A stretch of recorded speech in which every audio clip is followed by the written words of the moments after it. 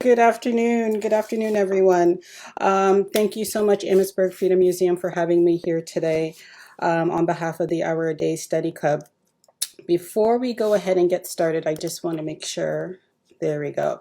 I just want to make sure that you can see my slides and that we can have a great time today discussing everything that you probably want to know about the Hour a Day Study Club. But before we move forward, I just want to do a land acknowledgement, an ancestral acknowledgement before we get started. So as I begin this presentation, which acknowledges and pays homage to the Underground Railroad descendants that were the founders of the Hour a Day Study Club, I would also like to acknowledge the land of our indigenous ancestors, as many of us in this space today have this shared ancestral background.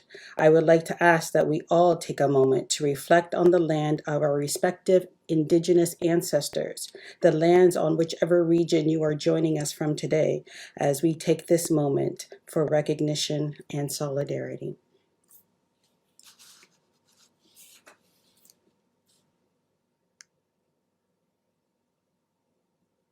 All right. Thank you, everyone. Thank you.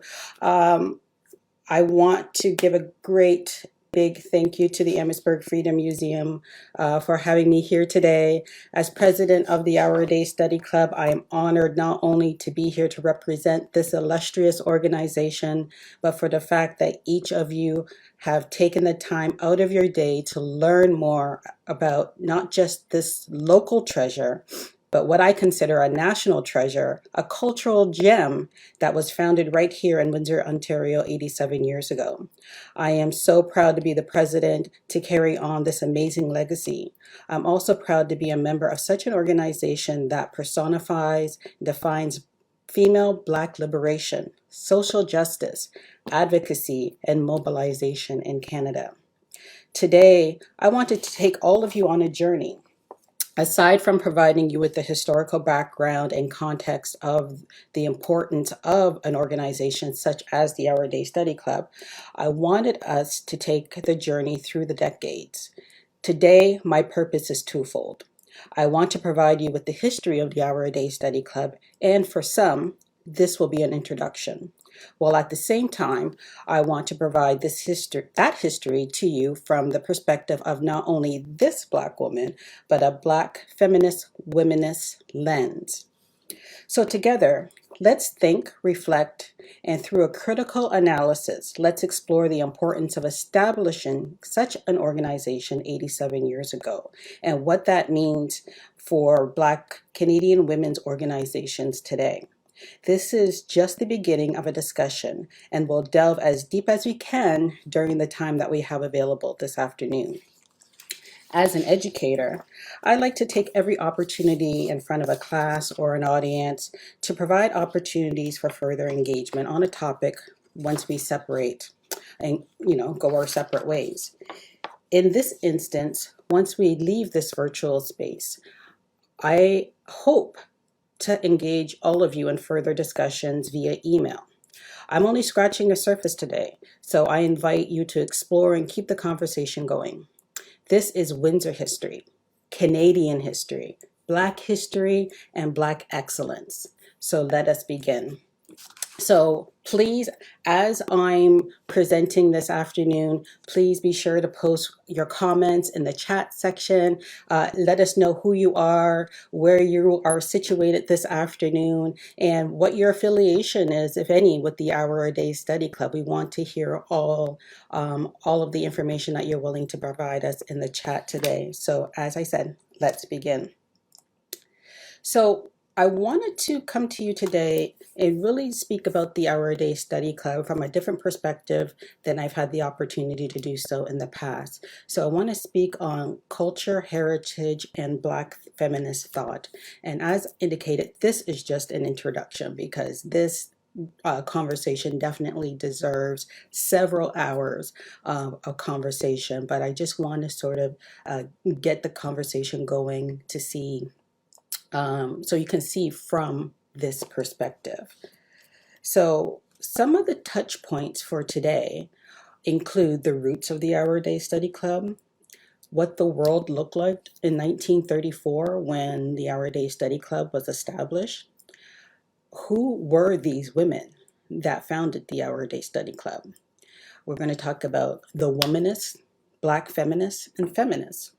Is there a difference? Why are there potentially three different categories to describe women's movements and the layers of oppression? We'll get into that a little bit as well. And then we'll talk about the advancement of the Our Day Study Club and how we're moving into the 21st century.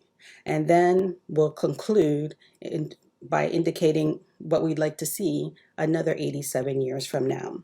So I'll touch upon all of these points, but not necessarily in that order.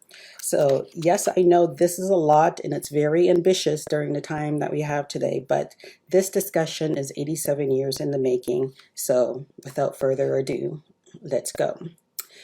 So I like to consider, and especially when all of the members of the Our Day Study Club are speaking to individuals about our organization, especially those that may be from outside of Windsor or maybe in Windsor but just never heard of the organization, I like to consider it Canada's best kept secret.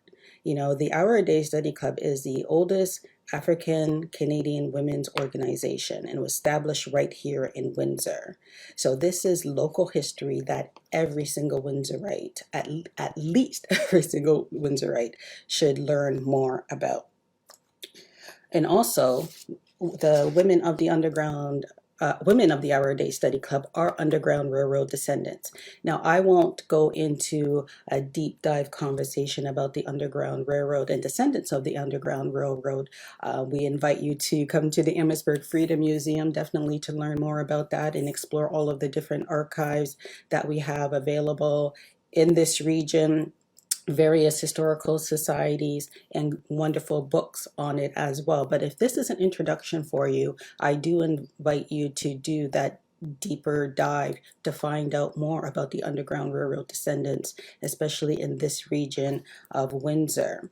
And once again, these slides just go into further detail just in terms of where those safe houses may have been located along the various routes throughout this region. We talk about, Windsor, Sandwich, Dresden, Buxton, all of these areas where there's a rich and a deep Underground Railroad history. So once again, I do invite you to learn more about that.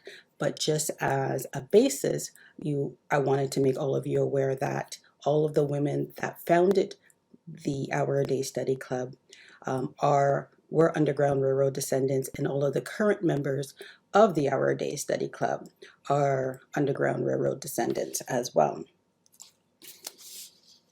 So I wanted to share with you this fun piece of information that I provided to our guests that attended our 85th anniversary luncheon. And we had an opportunity to share with those individuals in attendance what exactly was going on in the world in 1934, just to provide you with some context in terms of what women had to experience at that particular time. So as you can see, and hopefully you can see from the slide, the Prime Minister at the time was Richard Bedford Bennett. The population of Canada was 10,741,000. The world population was 2.239 billion. The Dion quintuplets were born in May in Callander, Ontario.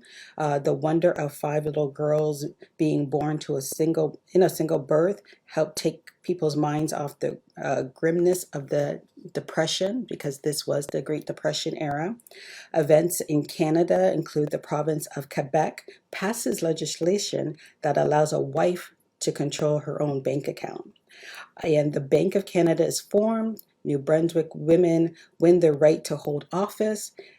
Reconstruction Party of Canada formed, and there's several other events as well. And you will see at the bottom, popular names included Mary, Shirley, Margaret, Patricia, Robert, John, William, and Donald. So those are just some of the fun facts that I wanted to share with you in terms of what was going on in the world at that particular time. So from whence we came, with the Our Day Study Club on February 13th, 1934, a committee of ladies met at the home of Mrs. James A. Jacobs, the first president of the Our Day Study Club. And she lived on at 1130 Lillian Street in Windsor in the interest of forming the Mothers Club. So for any of you that are familiar with the Windsor area and you know exactly where that address is, that is definitely part of a historic neighborhood for many Black people here in Windsor. After a short discussion, it was decided to meet at the same place 1 week later for the purpose of organizing. In the meantime, a canvas was made of all women who might be interested in a club whose main purpose would be to mold the character of our children to make the best possible citizens. And all meetings were opened by repeating the Lord's Prayer in unison and closed by repeating the mitzvah. And that tradition has carried on to this day. So our mission, so many individuals will ask, but what exactly is the purpose of the Our Day Study Club?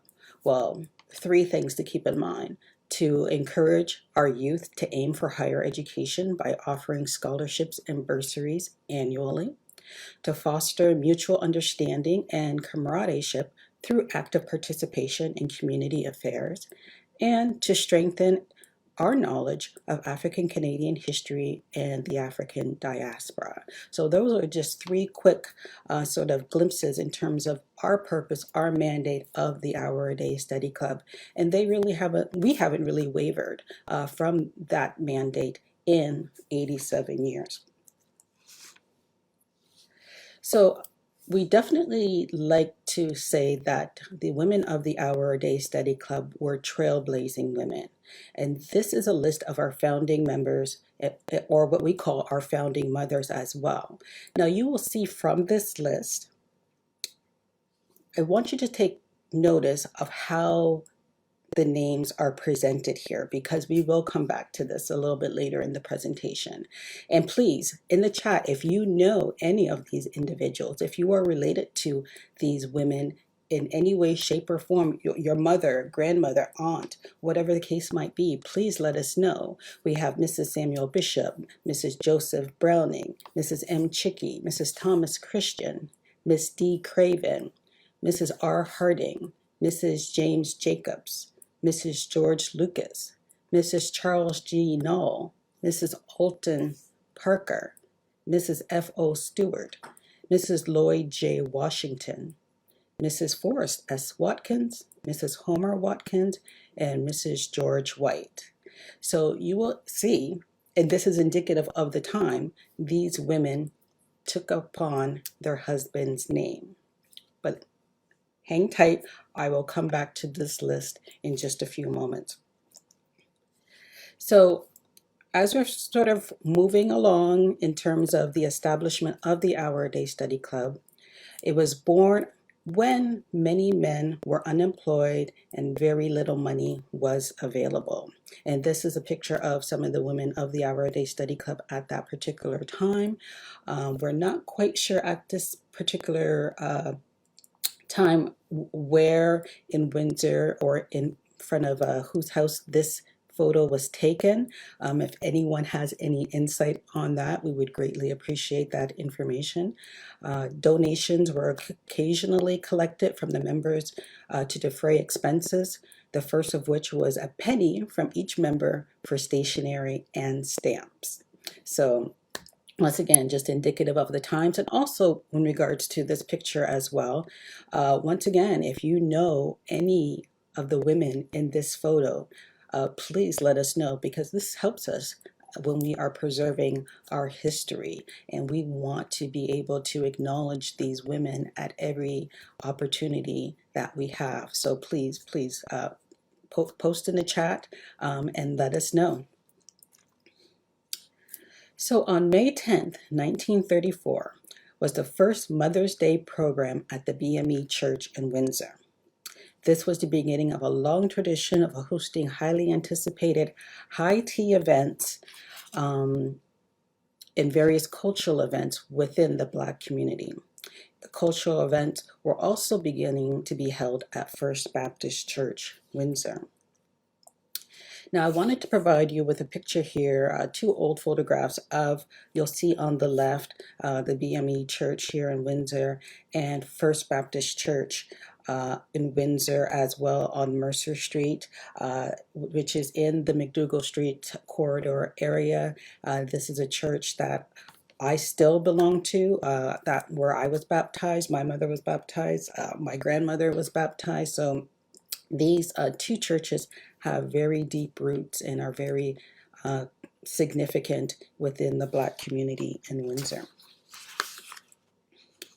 So I want to touch upon traditionalism for just a moment. And because of the fact that you saw the women's names listed as Mrs., and then they take on their husband's name, you can see this was a point in time in history where traditionalism was front and center.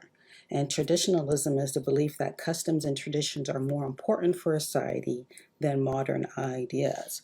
And so we'll delve into that a little bit further. So traditionalism, good wives, good mothers. The women of the Our Day Study Club were deeply entrenched within the church and within the community. They attended homemaker conferences. These women were committed to not only being good wives, but mothers, but sharing information on good housekeeping skills with their community. Oh, there's a period there where it shouldn't be. Garments and then books were given to expectant mothers in the Black community. Monthly meetings would welcome a variety of guest speakers from colleges and universities across Canada and the United States, as well as within the community. Furthermore, the women of the Our Day Study Club prided themselves on being well-read and cultured. They were continuously learning and expanding their minds in order to learn more about their culture and the world events. Books and material on child psychology and other topics were borrowed from the public library, read and studied at each meeting. Also, current topics and subject of general interest, including racial problems and race relations, were discussed. The members attended in a group when possible and always had representation at all meetings, classes, courses, etc. of public interest. The club members were to be a vital part of everything in the community. So, as mentioned, the Our Day Study Club first came with the name of the Mothers Club. And so they decided to then change their name in 1935. At this time, the club desired to become affiliated with the local Council of Women, which made it necessary for them to change their name, as there were numerous Mothers Clubs in the city, and the name Mothers Club would not sufficiently identify them in the local council. And membership to the local council of women was based on group affiliation. So definitely the Our Day Study Club, or the women of the Our Day Study Club, wanted to make sure that they did stand out, so that their needs and their particular issues were addressed that may have been different from other mothers clubs that were formed at that time. The club unanimously chose the name Our Day Study Club because we are all endeavoring to study something worthwhile at least 1 hour each day. And the fee for membership was $3 for each member. So, as war was declared on September 3rd, 1939, the club's attention was turned to war activities. The club members wrote letters regarding the war effort, as their club members had sons that served in the war. The club adopted a colored soldier by the name of Private Fred Morton in England. So this is where I want to take the opportunity to sort of look at the origins of the Our Day Study Club through a different lens. So we are definitely talking about Black women. We're going to talk about feminism, Black feminism, and womenism. So when we talk about feminism, is the belief in social, economic, and political equality of the sexes, essentially women's rights. So when we're talking about Black feminism, women's issues viewed through the lens of Black women's lived experiences with racism, sexism, classism, and more. Now, when we're thinking of womenism, a womanist, such as Alice Walker, defined Black womenism as a Black feminist or feminist of color, a woman who loves other women, sexually or non-sexually, committed to survival and wholeness to entire people, male and female.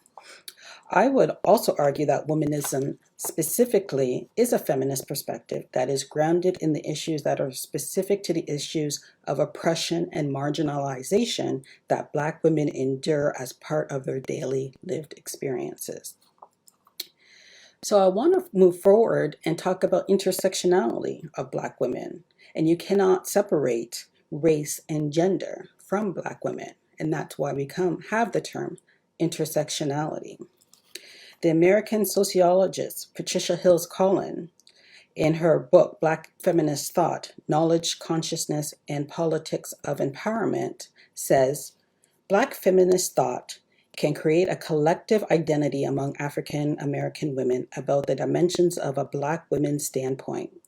Through the process of rearticulation, Black feminist thought can offer African American women a different view of ourselves and our worlds. By taking the core themes of a Black woman's standpoint and infusing them with new meaning, Black feminist thought can stimulate a new consciousness that utilizes Black women's everyday, taken for granted knowledge.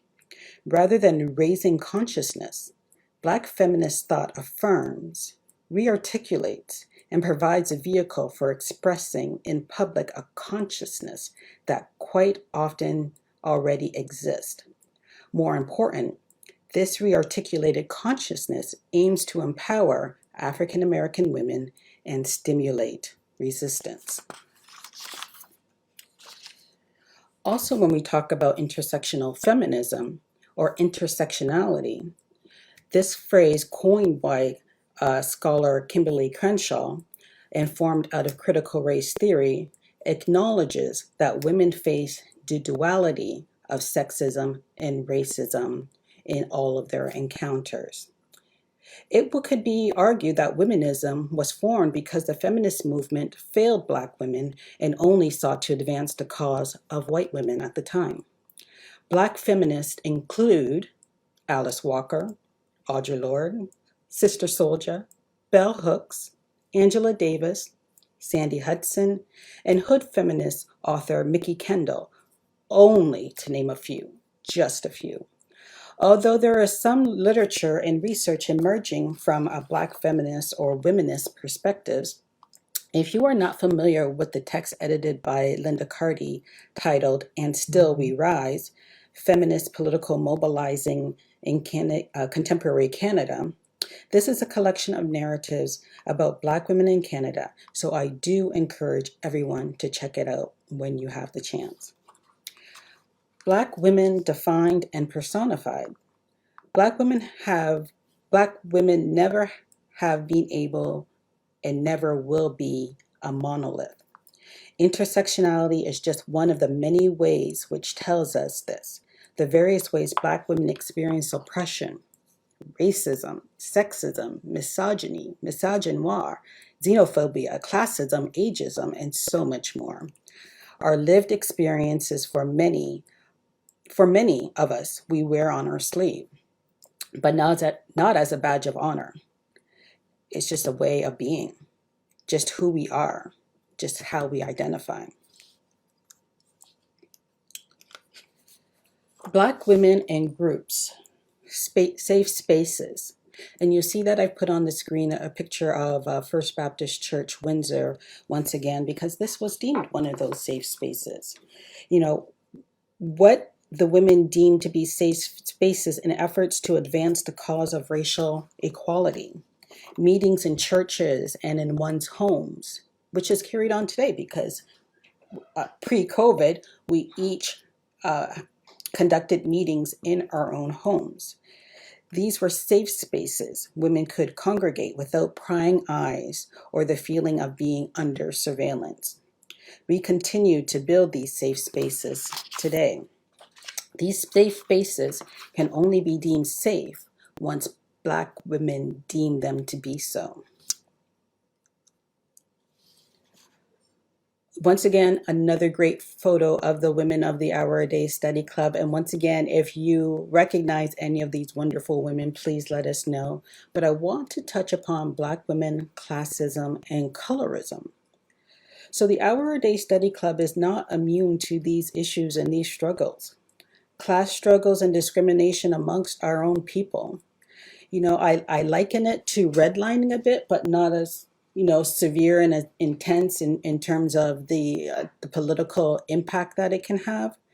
But there is definitely strong communication out there from individuals from decades ago that did indicate there was that sort of a segregation amongst ourselves in terms of, oh, well, if you live here, then you must be that. Or if you live here, you must be this, and so on and so forth. So just those preconceived notions in terms of your social status at that particular time.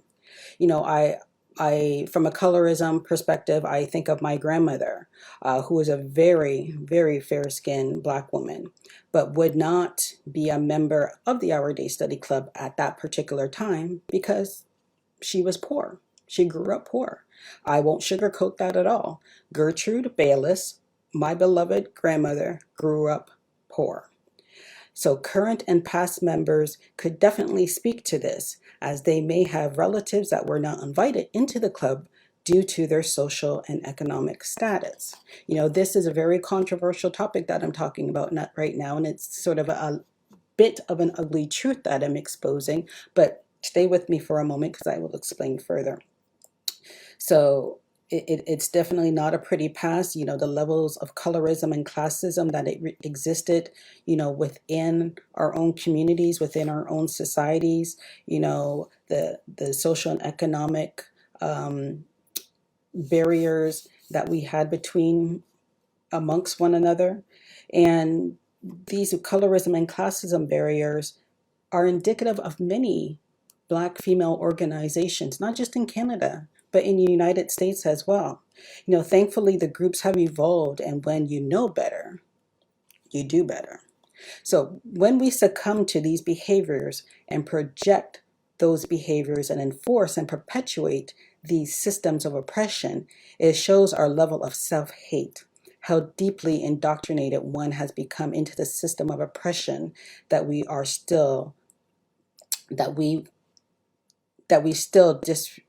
will disrespect, and dismiss one another on the basis of their own skin color and social class.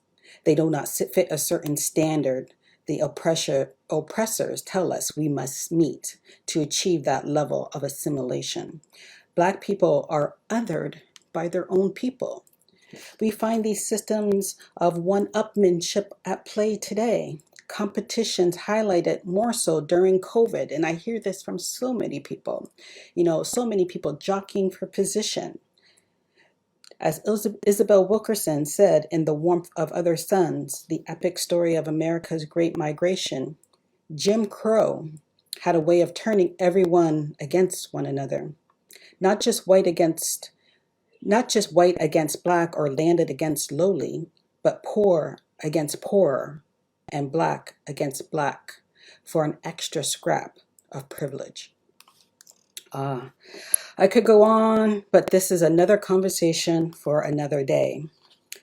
In the early 1900s, Black female organizations, some on college and universities, campuses in the United States, and I will not get into the specifics of those organizations by name at this time, but that bears a workshop session all its own on colorism. Some of us might be familiar with the brown paper bag test of the early 1900s, with women's organizations, in terms of you would not be able to gain admission into a club or an organization if the shade of your skin was darker than a brown paper bag. However, I am not inclined to believe that colorism was a historical practice amongst the women of the Our Day Study Club in the early days. We can see from photos such as the one on your screen, there are members that represent various wonderful and beautiful shades of brown. However, we know from very, very early days, there was some form of self-imposed and group-defined hierarchical structure at play based on narratives shared from community members who had mothers, grandmothers, or aunts that were denied or not invited into membership based on their status at the time. This would be attributed to more to classism than to colorism. These women grew and evolved. We all did. We all continue to break free from the colonized mindset. From Isabel Wilkinson again, from Caste, The Origins of Our Discontent. Caste is insidious and therefore powerful because it is not hatred. It is not necessarily personal. It is the worn grooves of comforting routines and unthinking expectations, patterns of a social order that have been in place for so long that it looks like the natural order of things. Oh, well, anyone that knows me knows I like to bring out my Dr. Maya Angelou quote, and I did refer to it just a few moments ago, but we do the best we can until we know better, and when we know better, we do better. So getting into a bit of the history of social justice with the Our Day Study Club, I will take the next few slides to let you know some of the social justice and advocacy work done by this amazing organization. So in October of 1947, letters of commendation were sent to the Minister of Health, Kelly, and the University of Toronto for their interest in opening the field of nursing in the Dominion for colored girls. In terms of their advocacy towards anti-Black racism, they fought against local housing discrimination, education equality, employment equality, and lent support, sorry for the error, to the civil rights movement of the 50s and 60s.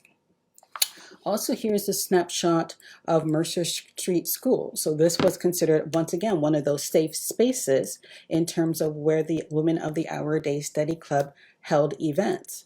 So significant of Mercer Street Schools because, once again, the women were so embedded in the community. This was one of the sort of areas where they could sort of meet and gather and host events. And many of the children of the women of the Our Day Study Club at the time attended Mercer Street School. And for those of you not familiar with Mercer Street School, it did unfortunately burn up in a fire. Oh gosh, if someone is able to come across that specific date, I would appreciate it. I believe it was the late 40s, but this photo right here is circa 1930s. And they would serve high tea events here at this particular school. But this was definitely one of those schools deeply embedded in the community. And for those in Windsor, it was located where the Brighton apartments are now situated. And the school's also just about what would have been located just about a half a block up from where First Baptist Church Windsor is located today. So as you can see, everything was very closely connected. Also as well, many of you are aware that the Our Day Study Club does give away scholarships and bursaries. So on March 7th, 1946, Mrs. Forrest Watkins suggested that we establish a club scholarship, and this was acted upon and adopted. So in November of that same year, we had our first recipient of a scholarship, and that recipient was Winslow Shreve. I wanted to provide you with a picture of this book cover because we'll come to the exact photograph in a moment and sort of discuss the significance of that photograph. So as we go through the next few slides, I'm going to sort of talk about some moments that were in history that were captured by the Our Day Study Club. So if you're familiar with this book that I referenced earlier, we're rooted here and they can't pull us up, Essays in African Canadian Women's History, you will see that this is a picture of the women of the Our Day Study Club. Now you may not be able to see from this photo the woman that is in the center, and that would be Marium Bethune. So in 1954, the women of the Our Day Study Club hosted a high tea event for civil rights activist and icon Mary McLeod Bethune, who came to Windsor as the guest speaker for the Emancipation Day celebration in August. So I'll go back for a moment. So that picture is a picture from the Emancipation Day celebration event, and this one is just a closer view with 4 of the women of the Our Day Study Club. And once again, ladies and gentlemen that have tuned in today, please, if you are familiar with any of these women that are in this photograph, please let us know. We would love to hear how you are related to these women. Also, in the 1960s, the Our Day Study Club members hosted one of their highly anticipated cultural events where they welcomed, as their guest speaker, Shirley Chisholm. Now, Shirley Chisholm became the first African-American congresswoman in 1968. 4 years later, she became the first major party Black candidate to run for U.S. presidency. So once again, extremely significant because the women of the Our Day Study Club welcomed her here in Windsor. And I believe the Amherstburg Freedom Museum actually has in their archives some of the programs from that event with Shirley Chisholm's name on it. So unfortunately, I do not have any with me here today, or I would have taken the photo to share with you today, but we are definitely thankful for the Amherstburg Freedom Museum for housing those archives. And speaking of archives, here are some of our past programs to sort of commemorate some of the events that we've held over the years. And hopefully you can see, if you zoom in a little bit, you will see some events going back to the 40s and 50s and 60s. These are our banquets, these are our luncheons, our teas, our cultural events. And we've been able to hang on to these programs for many years. Once again, the Amherstburg Freedom Museum has some of these archives as well, and it's just an amazing snapshot and a step back in time to see what was going on in the world at that time, some of the wonderful people that the Our Day Study Club welcomed to Windsor, and just how they were so entrenched in culture and trying to bring that not only to the women within the club, but other Black people in the community as well. In celebrating the academic achievements of our Black youth. So you can see, this is from 1968, and you will see at that time in the late 50s and 60s, there was an opportunity for the Our Day Study Club to have a little mention in the newspaper about the award recipients. And I know many of you might recognize some of these individuals in the photo, and these are our recipients from the time. And at this time, our recipients were receiving, with great thanks and appreciation, scholarships and bursaries in the amount of $25, $50, maybe even $100 to go on to college and university. And also another historical moment that I wanted to share with you as well. When looking through the archives and the minutes of the Our Day Study Club, I did come across the minutes from April of 1968, and this really stood out for me because at that particular meeting on April 4th, it indicates that the women paused They took a break because they just heard about the assassination of Reverend Dr. Martin Luther King.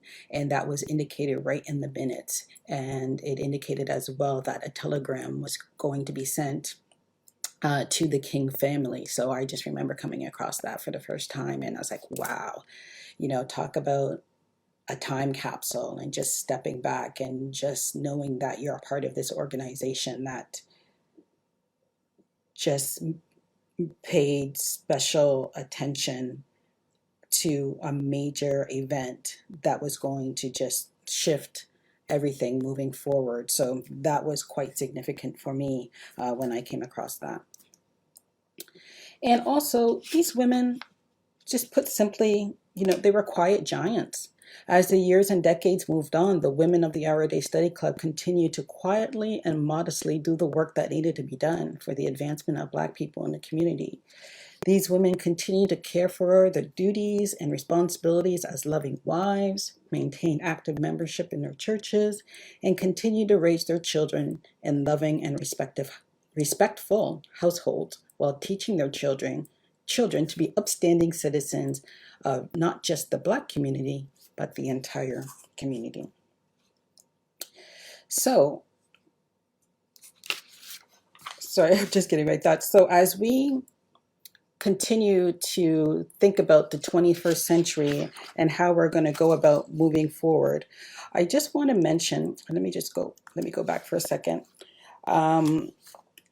You saw some of the newspaper clippings that the Our Day Study Club had the pleasure of being able to have that information supplied to the Windsor Star, for example, so they could honor the award recipients, because we're taking great pride in showing that these Black youth were going on to graduating successfully from high school and going on to further education. This was a source of pride in our community.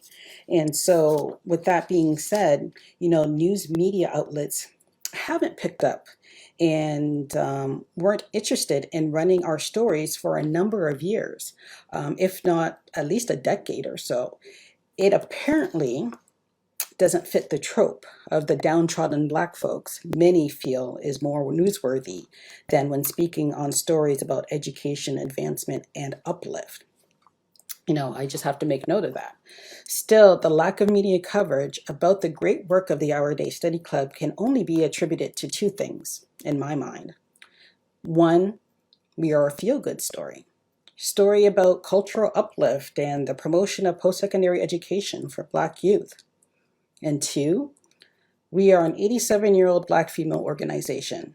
This does not fit their messaging of the moment, especially around anti-Black racism, Black people that are protesting for fighting for Black liberation, putting our struggles with trauma and oppression on display and so forth for consumption. That's the story they want to sell. The Our Day Study Club doesn't have legs, as they say in the media. I know. I have an undergraduate degree in communication studies, and I know the practices of sensationalism that they engage in and profit from, and what they want to pander to their audience. I say it's those two things because what else can it be? We're fabulous. We're from the Our Day Study Club. We're great. So, however, I will say thanks to a good friend and colleague at the University of Windsor, we were able to get our first Windsor Star front page article this past winter. There was great anticipation that other media outlets would pick up the story, have legs. But once again, nothing. This is why we, the members of the Our Day Study Club, have taken it upon ourselves to tell our own stories. We must be responsible for telling our own stories and controlling the narrative. And in our 87th year, as we venture into the 21st century, our goal is to ensure all Canadians know about the efforts of the Our Day Study Club. So we are carrying on with the mission. Through hard work and dedication of our members and supporters, in the last 15 years alone, we have given out more than $170,000 to deserving students, all without major corporate sponsorships and donations. So we are extremely proud of our efforts for that. In our 85th anniversary celebration 2 years ago, our guest speaker was Governor General award-winning teacher, Mr. David Watkins, a local hero, if you will, who's gone on to do some amazing things in the field of education. The Our Day Study Club president, myself, pictured here with Counselor Fabio Costante, and there's a picture at the top, which I will enlarge a little bit later. You'll see a better picture of some of the members of the Our Day Study Club. And so just some highlights, the advancement of education as we move forward. We have come a long way since those days when the club first began giving out awards of $25, $50, $75 in scholarships. In 2006, we awarded $6,500 in financial awards. In 2007, that number grew to $10,000. In 2008, our scholarship recipient received our top scholarship recipient received $2,500. In 2009, we were extremely proud to say that we awarded $13,500 in scholarship funds to students in the Windsor Essex region. But wait, there's more. In 2019, we distributed $15,000 in scholarships and bursaries. In 2020, we awarded $9,000 to deserving students. So even the pandemic did not stop us. We were fortunate enough to still be able to provide scholarships and bursaries to deserving students. And I want to take this moment to recognize some of our distinguished past recipients of our Day Study Club awards, such as Professor Philip Alexander, Justice Lloyd Dean, Dr. Kevin Ellsworth, Justice Beth Allen, Hilda Watkins, educator Hilda Watkins, and Dr. Howard McCurdy. These are just a few of the many past recipients of an Our Day Study Club award. So in terms of our legacy, we are Underground Railroad descendants, the oldest women's organization, especially African Canadian women's organization, right here, homegrown in Windsor. We currently have second, third, even fourth generation members who will see to it that the club pushes forward well into the 21st century. We want to be able to eliminate yet another barrier to post-secondary education, and that's why preserving and building this scholarship fund is so important to us. And we want to be able to highlight the academic achievements of African Canadians right here in Windsor. And one of the things that we are proud of as well, in 2017, we were the recipients of the Mayor's prestigious City of Windsor's Heritage Award. So we definitely, are proud of that and definitely want to boast about that as much as possible, not out of from an area of being conceited or anything like that, but just because of the fact that the organization has been around for so long, and we're really paying homage to our founding mothers who have brought us to where we are today. And we are adulters. And I have to credit our past president, Mrs. Gloria Heidi, for coming up with this term, adulters, D-O-T-U-R-S, to really sort of exhibit and show who we are. And this represents who we are, adulters, daughters of the Underground Railroad. That's who we are, and that's who we descend from.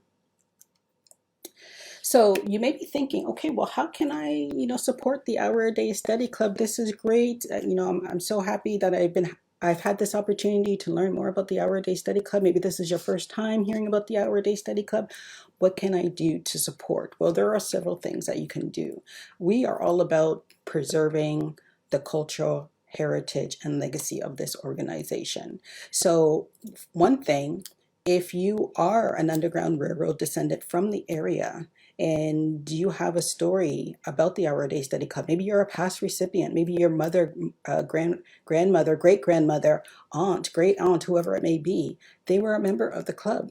Tell us that story. We want to be able to tell that story and share that story.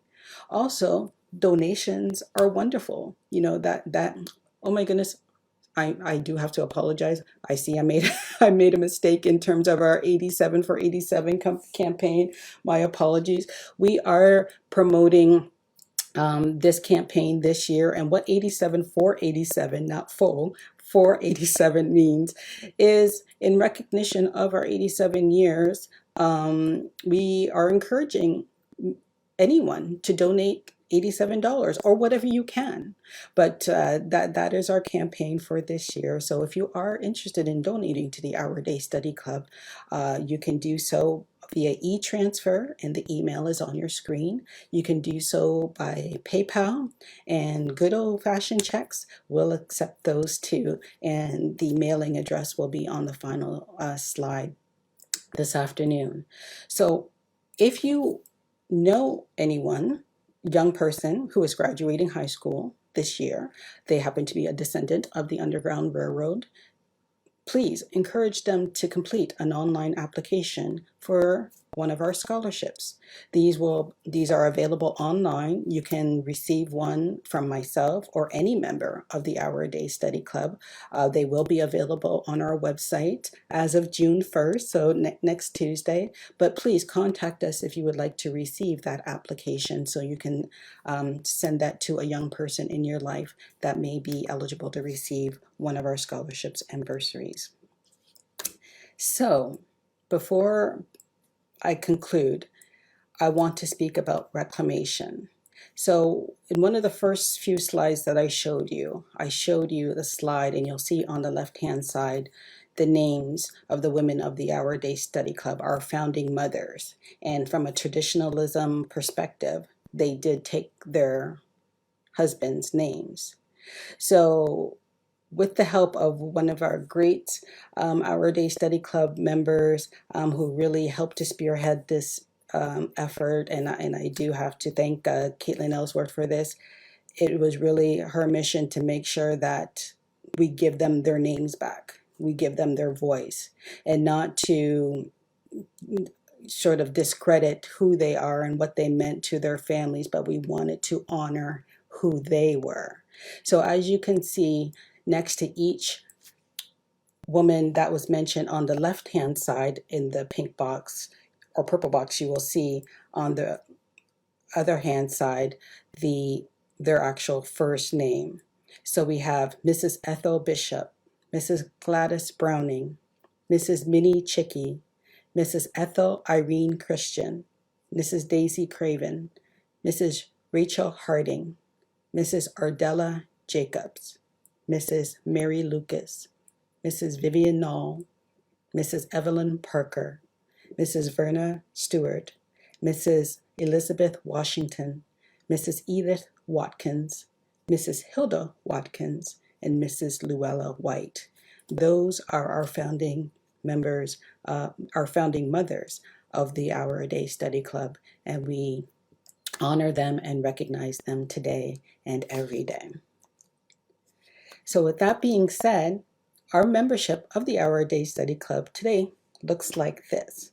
So myself, Raquel Hurst, Tremaine Whitehead, Caitlin Ellsworth, Trisha Alexander Brooks, Patty Alexander, Barbara K. Smith, Irene Moore Davis, Dina Shreve, Lana Talbot, Marie Henderson, and Stephanie Wilson. I thank all of these women for the hard work and dedication that they have put in for the Our Day Study Club to help advance our cause, to push us further, to do what they need to do to help us get those donations and just spread the word about the Our Day Study Club in this community.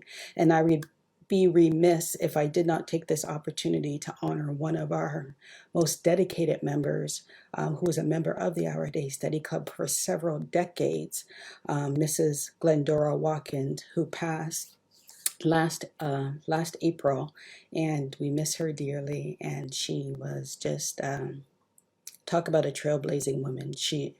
She did so much for this organization than any other woman that we can think of, probably 10 of us combined. So we miss her dearly, and we are so thankful for her contributions to the Our Day Study Club. So this screen, I'm going to leave you with, which provides you with more information about the Hour a Day Study Club, our web address, our email addresses, where you can send a check if you like to send a check to the Hour a Day Study Club, or just reach out to us if you have more information. I know I've gone a little bit long, but as you can see, there is so much to talk about in an 87-year history of the Hour a Day Study Club. I thank you all so much for joining me this afternoon, and I just thank the the Amherstburg Freedom Museum for providing me with this opportunity to speak. I'm just going to quickly take a look at the chat to see if there's anything that anyone would like me to address at this particular point in time. I thank you so much for sharing. People were just kind of acknowledging themselves, letting us know who they are. Thank you so much, everyone. I see Donna Paris is here, and Irene, and Joy, and Barbara Kay, and many other members of the Hour a Day Study Club. Carol Davidson, thank you for joining us this afternoon. Patty Lozon, Lauren, thank you for being here this afternoon. Caitlin, Leslie, all of you all are so amazing. Please continue to add to the chat and reach out to the Amherstburg Freedom Museum if you want more information about the Hour a Day Study Club, or you can contact us directly. I would say there is one question by the Amherstburg Freedom Museum that I'll read, and then I'll let everyone go because, like I said, I know we ran long. What would you say is the most important legacy of the Hour a Day Studies Club? Your scholarship and educational advancement, activism, etc. Oh wow, that's an amazing question. I would just have to say the fact that the founding mothers had the foresight and the wherewithal to start such an organization 87 years ago, and the fact that it's been able to carry on for 87 years, because there are so many organizations out there that have started and stopped for a variety of reasons. So the fact that this organization has such staying power for so many years is just a testament to the fact that this particular organization, this type of organization is needed, and what we do for the community, it has been well received. So I think that's one of the biggest things. So, there, I just said, you can take more time if you need. Oh, well, thank you so much. Okay, well, let me see if there were any other questions that I may have missed, but I just thank you so much for your time this afternoon. And please, if there are any questions, don't hesitate to reach out. I mean, as you can see from the last slide, we're available on all social media channels. Please follow us. Please like us. Please share our stories. And if you have stories, please send your stories our way, because once again, we want to be the ones to tell the story. We want to be able to control the narrative. We want to get those messages out there. So please send them over to us so we can preserve it and tell it. Okay. Well, and thank you all for your kind words this afternoon. I greatly appreciate it. I feel the love, and I'm glad the museum is going to post this presentation on their site, so those that weren't able to join us here today have an opportunity to go back and have a look, and maybe some further questions or comments will come from there as well. So with that being said, thank you all so much for joining me this afternoon. And on behalf of all of the women of the Hour a Day Study Club, thank you so much. And thank you for supporting and encouraging us for so long. And here's to another wonderful 87 years. And I'm going to close this meeting as we close the Hour a Day Study Club meetings with our mitzvah. And that is, may the Lord watch between me and thee while we are absent one from the other. Amen. Have a great afternoon, everyone.